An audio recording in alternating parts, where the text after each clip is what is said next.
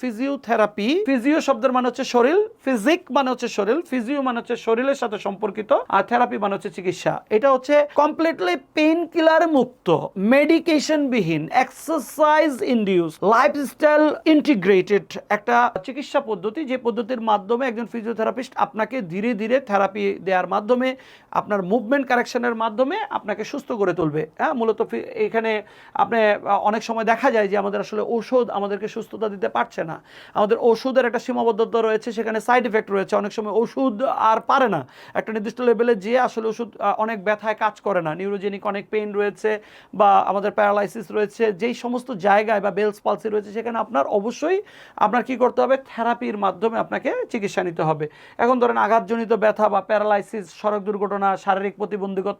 প্রতিবন্ধকতা, বিকলাঙ্গতা, পক্ষাঘাতগ্রস্ত যে কোনো ধরনের ট্রিটমেন্ট এখন কিন্তু ফিজিওথেরাপির সুন্দর সম্ভাবনা